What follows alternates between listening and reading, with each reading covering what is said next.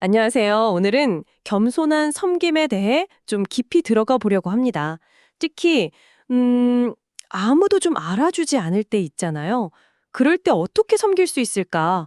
여기에 초점을 맞춰 볼게요. 오늘 저희가 살펴볼 자료는 사도행전 6장 1절에서 4절을 바탕으로 한 묵상글, 겸손한 섬김, 인정받지 못해도 섬긴다입니다. 초대 교회가 겪었던 문제, 그리고 그걸 해결하는 과정에서 나타난 그 겸손한 섬김의 본질. 그게 오늘 바로 당신의 삶에 어떤 의미를 줄 수 있을지 한번 같이 발견해 보면 좋겠습니다. 자, 그럼 시작해 볼까요? 먼저 사도행전 6장 상황을 좀 봐야 할 것 같아요. 예루살렘 교회가 엄청 커지면서 문제가 생기잖아요. 구제 활동에서 특정 그룹이 소외됐다는 건데. 네, 맞아요.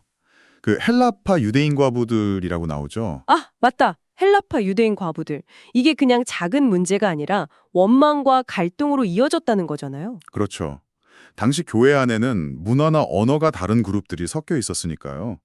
헬라파 유대인들은 아무래도 좀 소수였을 수도 있고, 이런 배경에서 구제분배의 누락이 생기니까 서운함이 쌓이고 그게 불만으로 터져 나온 거죠. 공동체에 금이 갈 수 있는 상황이었어요. 그렇군요. 그런데 여기서 사도들의 대처가 참 지혜로웠다고 하셨죠. 네, 중요한 부분입니다. 그들은 이 문제를 딱 보고 이게 단순히 행정 실수다 이렇게 넘기지 않았어요. 공동체 전체의 문제로 인식하고 해결책을 찾는데 자신들의 본질적인 사명, 그러니까 기도와 말씀 사역에 집중하기 위해서 다른 방안을 내놓죠. 아, 그 일곱 사람을 뽑는 거요? 맞습니다. 성령과 지혜가 충만해서 칭찬듣는 사람 7. 이 사람들을 선택해서 구제 사역, 그러니까 그 실물에 맡기잖아요. 이게 단순히 그냥 일 나눠준 게 아니에요. 공동체의 필요에 정말 지혜롭게 응답한 리더십이라고 볼 수 있죠. 그 구제 사역이라는 게 사실 막 눈에 띄고 그런 일은 아니잖아요. 어쩌면 좀 귀찮고 번거로울 수도 있는 일인데. 그렇죠. 매일 음식을 나눠주고 실제적인 필요를 돌보는 일이니까요. 하지만 이게 공동체의 연합을 위해서는 정말 필수적인 일이었던 거죠. 제가 흥미롭게 본 건 이 일곱 사람이 어떤 명예나 지위 때문에 세워진 게 아니라는 점이에요. 정말로 그 공동체의 갈등을 해결하고 실질적인 섬김을 위해서 선택됐다는 거. 네, 바로 그겁니다.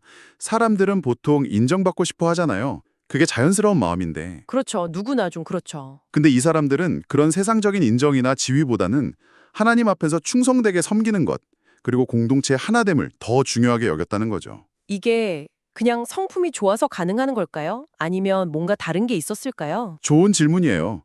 물론 성품도 중요했겠지만 저는 이게 단순히 성품의 문제를 넘어서는 거라고 봐요. 뭐랄까, 성령의 능력으로 변화된 태도. 신학적으로 좀 보면요.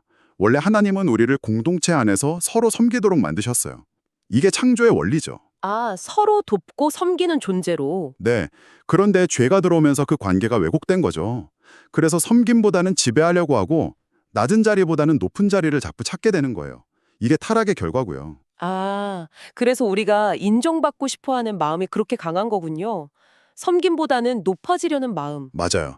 그래서 눈에 잘 안 띄는 섬김, 이름 없는 섬김은 좀 하찮게 여기거나 피하고 싶어 하는 경향이 우리 안에 있는 거죠. 그런데 그리스도께서 오셔서 그 왜곡된 질서를 다시 회복시키신다는 거잖아요. 정확합니다. 예수님께서 가장 낮은 자의 모습으로 오셔서 우리를 섬기셨잖아요. 그 모습을 통해서 우리가 다시 겸손한 섬김의 자세를 회복할 수 있는 길을 열어주신 거죠. 이게 구속의 의미 중 하나고요. 아하, 그러니까 이 일곱 사람의 섬김은 그냥 착한 일 해야지가 아니라 그리스도의 본을 따르고 죄로 왜곡된 본성을 거스르는 성령의 힘을 입은 행동이었다. 이렇게 볼 수 있겠네요. 네, 맞습니다. 그래서 그들의 섬김은 사람들의 평가가 기준이 아니라 하나님의 뜻을 이루는 과정 그 자체에 의미를 둘 수 있었던 거예요. 와, 정말 중요한 지점이네요. 보이지 않는 곳에서의 섬김이 공동체 유지에 얼마나 필수적인지 보여주는 거군요. 바로 그거죠.